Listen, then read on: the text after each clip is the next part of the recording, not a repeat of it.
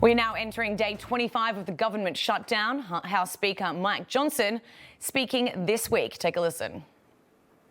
Democrats would not have shut the government down this time if their political careers did not depend on it.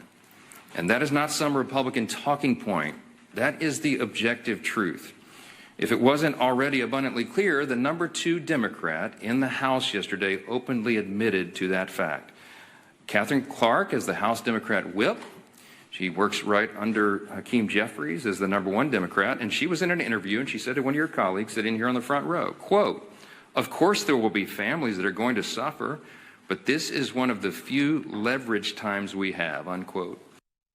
Yeah, for more, let's bring in GOP strategist and political analyst Malik Abdul, as well as founder of Lady Up America, Diane Canada. Welcome to you both. And we're joined also by our special in-studio guest, New York State GOP committee woman, Cherie Murray, as well as co-host of Cut the Bull podcast, Mr. Charles Love. So, Diane, Democrats are doing a whole lot of complaining about this shutdown. We want to get your thoughts about it. When do you think it will end? Oh, gosh. With the Democrats, it feels like it's never going to end. The grandstanding is just so the hypocrisy, the grandstanding. But what I love, though, about this, TW, is that they are showing the American people exactly who they are. So I hope that's going to bid well for us come midterm elections. All right, but we do know this week Senate Democrats did vote down multiple bills that would have allowed some federal workers to still receive pay during the shutdown. Is that hypocritical from the party who claims to be representing the interest of the American people? That goes to you, Malik.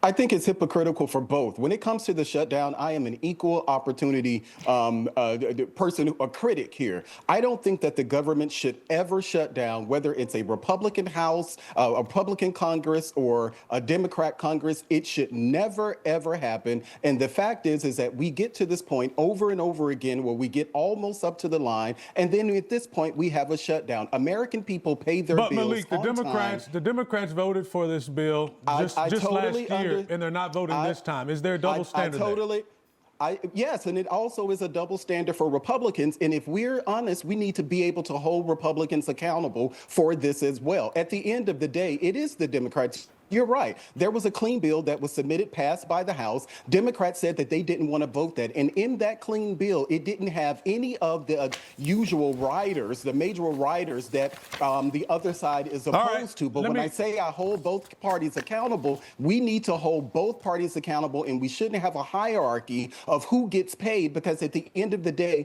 we are all American people. Yeah. Cherie, what are your thoughts? Well, the representatives shouldn't be paid. They're still collecting a check. While that's terrible. It is. They should renounce their payment until everyone starts to collect a check. And to your point, TW, they voted on this many times before. But you know, an interesting thing that I thought about was they want to make this the longest shutdown. I know the longest one on record is 35 days, but I think that was in Trump's first term.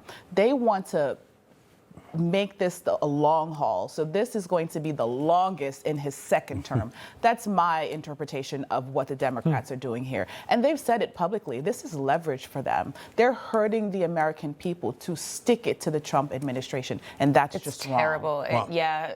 Charles? I think they were waiting for Election Day.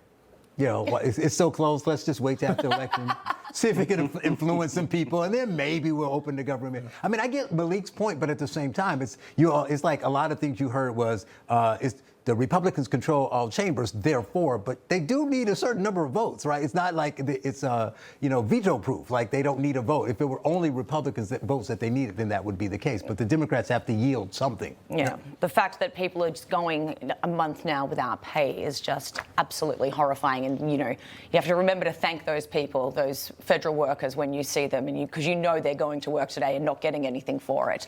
But let's pivot here because President Trump took questions at the White House on Thursday. Let's listen to some of those. If you are declaring war against these cartels and Congress is likely to approve of that process, why not just ask for a declaration of war? Well, I don't think we're going to necessarily ask for a declaration of war. I think we're just going to kill people that are bringing drugs into our country. Okay? We're going to kill them. You know, they're going to be like dead. They're going to be like dead. Under the ground. I've got such good reactions across the panel there from everyone.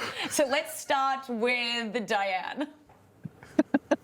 I mean, you just have to love the way Trump phrases things. His candor is just so great. Yeah, they're like dead, and that's what they need to be. They are terrorists. They're coming in and killing our people with these drugs. Absolutely, just take them out.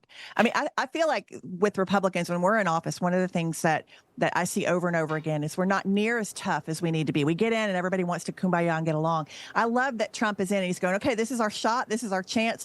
Let's do some things that are actually going to have some impact and that are going to make long-standing impact for our country and protect our people. I love that he's finally putting us first and enough of the political rhetoric. Let's just call it out like it is. Let's kill these people who are killing us. If somebody's here coming in to kill us, we have permission to kill them. That's just the way it works. Malik, why in the world are Democrats, having up in arms against the President of the United States stopping drug traffickers from coming to the country? How is that even possible?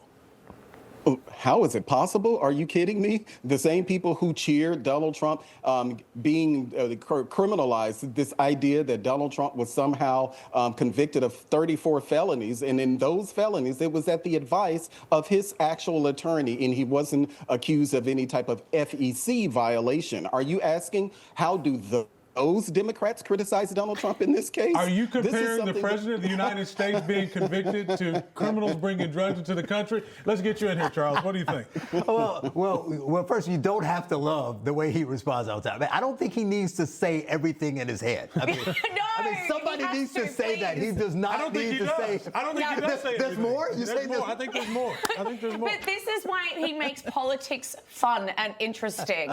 People pay attention when you have someone who makes it digestible, and he is hilarious. That's true, but the problem is that would be fine if everyday Americans and his opponents were able to take him seriously, but not literally. But they're not able to, so they literally think everything he says is exactly what it means, and they freak out. If people weren't freaking out, maybe they can. So I have no problem with enforcing laws, the border, whatever, Canal Street, as we said. And, stopping the drug thing is a serious thing. The fentanyl, all that stuff is a problem. But you can't just say, well, we've got to kill them. We're just going to kill everybody. They're like dead. They're like 10 seconds. Let me explain what that is. He said it, and I think the illicit drugs and the illegal drugs coming into this country have killed millions and millions of people.